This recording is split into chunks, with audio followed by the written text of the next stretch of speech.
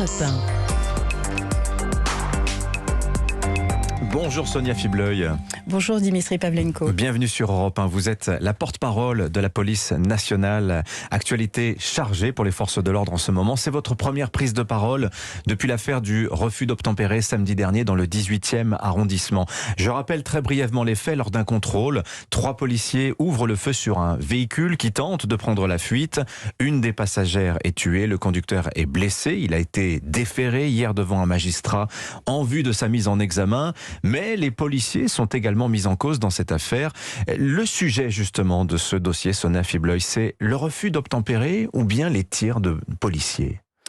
Alors, je précise au préalable que je ne peux pas m'exprimer sur le fond du dossier, sur le fond de l'affaire, qui est en cours d'instruction actuellement. Et je le sais, tout comme vous, il y a eu une mise en examen hier du conducteur pour homicide volontaire. Donc l'affaire se poursuivra et je ne suis pas ici, évidemment, pour parler de ces circonstances précises. Mais on a l'impression qu'avec les prises de parole des avocats, de la passagère arrière du véhicule, du conducteur blessé, que dans cette affaire, c'est un peu parole contre parole et que celle des agents de police, qui sont pourtant assermentés, ce serait comme démonétisé, Sonia Fibleuil. Effectivement, nous ne pouvons pas ignorer que ce type d'affaires entraîne des débats importants, intenses au sein de la population. Et donc je suis ici pour expliquer et vous expliquer quel est le cadre juridique dans lequel nous intervenons et à quel point les policiers agissent en tant que professionnels et ne font pas n'importe quoi et agissent dans des circonstances véritablement précises et légales. Alors justement, est-ce que vous pouvez nous expliquer aujourd'hui le refus d'obtempérer, quelle est l'ampleur du phénomène et puis quelles sont les circonstances qui font que les policiers peuvent avoir le droit d'engager des tirs d'armes à feu très concrètement, Sonia Fibleuil? Alors, le refus d'obtempérer, il faut savoir que sur plus de 4 millions d'infractions, de crimes et délits qui sont traités par la police nationale tous les ans, représentent environ, pour la police nationale, j'entends bien, environ 14 250 l'année dernière, faits de refus d'obtempérer qui ont été comptabilisés pour la police nationale. Il y en a évidemment plus si on compte l'intégralité des forces de sécurité intérieure. Et puis, sur ces refus d'obtempérer, il y a des usages d'armes à feu sur des véhicules en mouvement qui sont comptabilisés par un traitement spécifique auprès de l'inspection générale de la police nationale. Et nous avons 157 usages d'armes à feu en 2021 sur des véhicules en mouvement. Donc sur 14 000 refus d'obtempérer, 140, 150 donnent lieu à des tirs d'armes à feu. Et à chaque fois, systématiquement, l'inspection générale de la police nationale, l'IGPN, est saisie quand se profile ce genre de... Systématiquement saisie, elle est systématiquement informée par un traitement relatif à l'usage des armes qu'on appelle dans notre jargon TSUA pour comptabiliser et comprendre les circonstances d'usage des armes à feu sur les véhicules en mouvement et d'une manière générale les usages des armes à feu. Donc nous avons nous parlons actuellement d'une portion de notre activité importante et visible certes, mais parmi les 4,1 millions d'infractions qui sont traitées par la police nationale. Alors ceci étant dit et recontextualisé, le refus d'obtempérer c'est évidemment un délit et il faut le rappeler, c'est un délit qui est puni par le code de la route et qui consiste lorsqu'un conducteur commet un refus d'obtempérer, c'est parce qu'il refuse consciemment de s'arrêter après l'ordre d'un agent qui est clairement identifié comme tel, évidemment. Nous avons des uniformes, des insignes visibles de policiers et qui sont chargés de constater les infractions.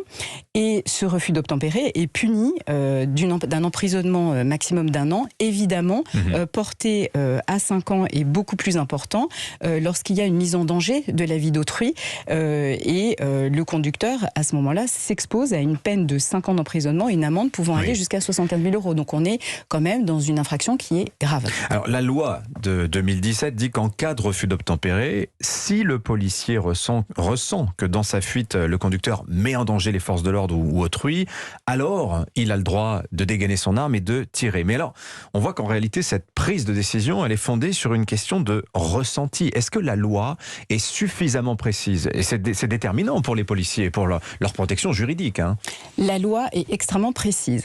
Et vous l'avez rappelé, nous avons un texte spécifique. Je voudrais juste vous rappeler que nous avons un texte d'abord généraliste, qui est celui de la légitime défense, qui est dans le code pénal, qui s'applique à tous, à la population, aux citoyens, tout comme aux policiers. Qui est extrêmement complexe, hein, cette question de la situation de légitime défense est quand même compliquée. Il y a une question de proportionnalité, il faut que la personne menaçante soit tournée vers vous, etc., etc. Exactement, une riposte simultanée et proportionnée qui est légitimée par une agression qui est injustifiée. Bon, c'est un texte juridique de droit commun.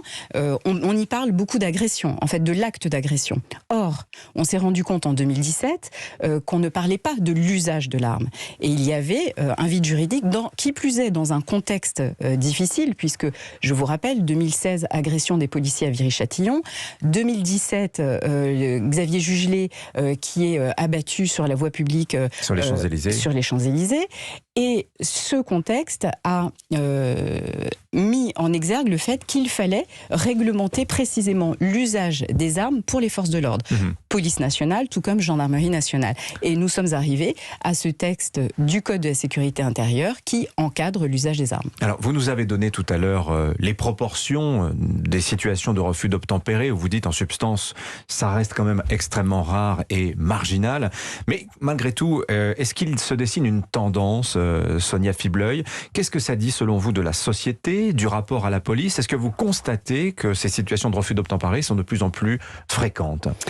Il y a une relative stabilité du nombre de refus d'obtempérer depuis ces 3 dernières années. Alors évidemment, il y a des petits pics, des petites descentes. Par exemple, je crois qu'en 2020, on était à un peu plus de 13 000, mais en 2019, on était à 14 000 également. Donc, il n'y a pas d'épidémie du refus d'obtempérer. Il n'y a pas d'épidémie, il y a une légère augmentation, bien sûr, qu'il faut prendre en compte.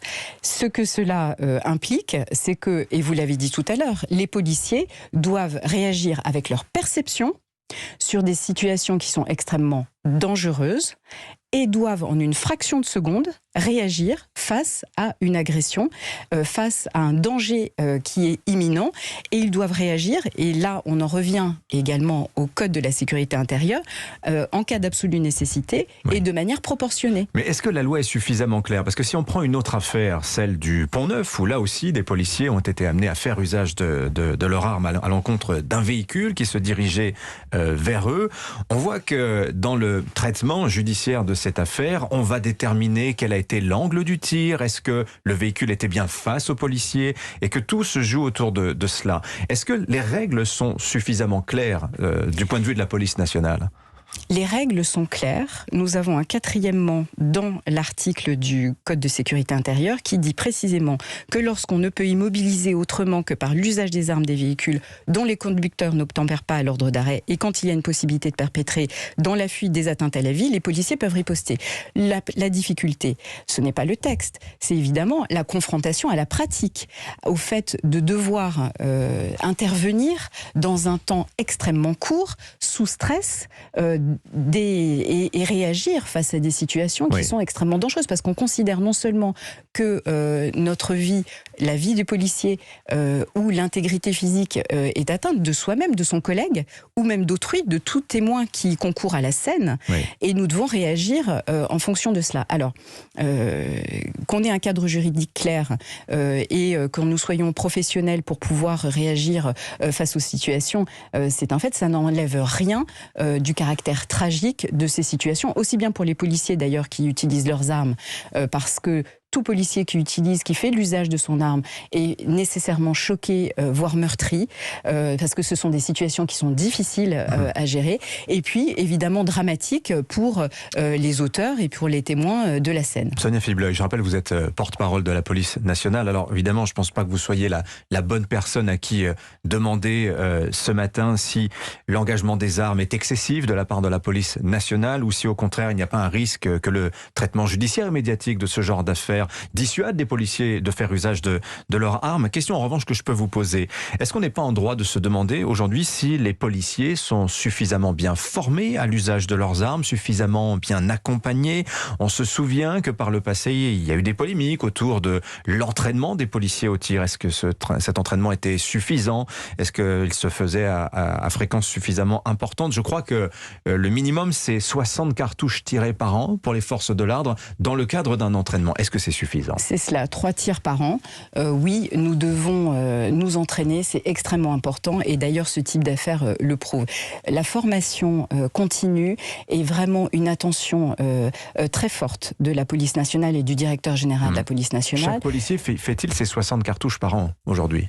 Chaque policier a l'obligation de faire ses 3 tirs par an qui représentent ces 60 cartouches. Donc oui, maintenant, il y a un suivi qui est très fort pour que les pousser à en faire plus, si c'est possible, et de pouvoir réagir véritablement en ayant connaissance de cette arme, c'est-à-dire en étant très familier de cette arme. Donc oui, la formation continue est extrêmement claire là-dessus parce que, en fait, par exemple, pour les refus d'obtempérer et l'usage des armes, dans le cas, puisque c'est ce qui nous occupe ce matin, la formation continue ne cesse de mettre les policiers en situation de stress pour les faire réfléchir, les amener à réfléchir à des difficultés qu'ils pourraient rencontrer sur le terrain. La situation idéale que nous avons en formation initiale à l'école de police, c'est un policier devant un pare-brise lors d'un contrôle pour surveiller l'avant, un policier à l'arrière pour surveiller les arrières et la voie publique, et un policier sur le côté pour surveiller pour discuter avec le conducteur et pouvoir prendre ses papiers. Ça, c'est la situation idéale. Et puis après, il y a la vraie vie avec les trajectoires d'un véhicule qui peut leur foncer dessus. Donc on a des dispositifs d'intervention des véhicules qu'on appelle dans notre jargon des stop sticks pour crever les pneus quand c'est possible. Mais quand ce n'est pas possible, nous avons effectivement un cadre juridique. Donc vous l'avez dit, c'est des affaires complexes. Et j'en termine là, mais c'est des affaires complexes avec des expertises souvent qui sont nécessaires parce que les choses ne sont pas si claires que ça en pratique. Alors Sonia Fibleuil, il y a la technique policière et ensuite il y a la politisation des affaires. Comment réagit la police nationale quand elle entend Jean-Luc Mélenchon dire ou écrire que la police tue? Moi, je ne me mêle pas de politique, je suis une experte policière. Je laisse la polémique politique à d'autres et aux commentateurs, puisque ce n'est pas mon métier. Par contre, évidemment, tout ce qui touche à notre image, tout ce qui touche tout ce qui atteint notre probité, notre exemplarité et nos valeurs, nous touche de fait. Parce que nous avons à cœur, et je connais les policiers, ça fait 22 ans que je suis dans la police. Je sais que les policiers ont véritablement leur mission chevillée au corps. Ils le font avec enthousiasme, au service de la population. Ils sont républicains, on a une police républicaine et moi j'ai envie de dire faisons confiance en la police nationale. Il y a aussi cette affaire du Stade de France, la finale de la Ligue des Champions. On apprend avec stupeur que les images de vidéosurveillance autour du stade ont été détruites au bout de 7 jours, faute d'avoir été réquisitionnées par la justice. Je vous pose la question très directement, c'est une erreur, c'est un oubli ou il y a une volonté de dissimulation dans cette affaire? Alors je ne suis pas du tout la bonne personne pour répondre à cela, je ne suis pas en charge du dossier, en plus c'est la préfecture de police, moi je représente la direction générale de la police nationale, c'est-à-dire hors préfecture de police, donc c'est à eux que vous devez vous adresser. Ceci étant dit, les 7 jours de conservation, effectivement, c'est un délai légal. Oui. Est-ce qu'il y a un sujet de doctrine du maintien de l'ordre? On a entendu le préfet allemand de la préfecture de police de Paris assumer la gestion policière du Stade de France et reconnaître un échec. Quel est cet échec, Sonia Fibleuil? Alors, de la même manière, je n'ai pas à me prononcer là-dessus.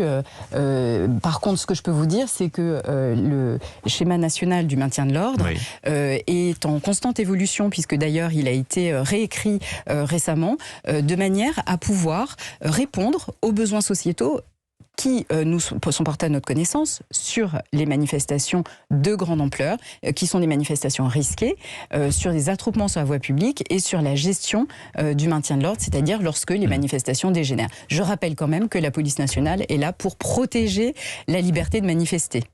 Est-ce que la police nationale sera prête dans 2 ans à l'occasion des Jeux Olympiques, puisque c'est la question qui a été soulevée après cette affaire du Stade de France, Sonia Fibleuil? Mais oui, ayez confiance, puisque la police nationale fait tout pour justement assurer la sécurité de tous, que ce soit dans 2 ans ou maintenant. Merci d'être venu vous nous voir ce matin sur Europe 1. Ce petit rappel sur ce qu'est un refus d'obtempérer, sur les questions d'engagement des armes à feu par les forces de l'ordre. Merci d'être venu nous voir, Sonia Fibleuil. Merci à vous. Porte-parole de la police nationale. Excellente journée à vous. Dans un instant,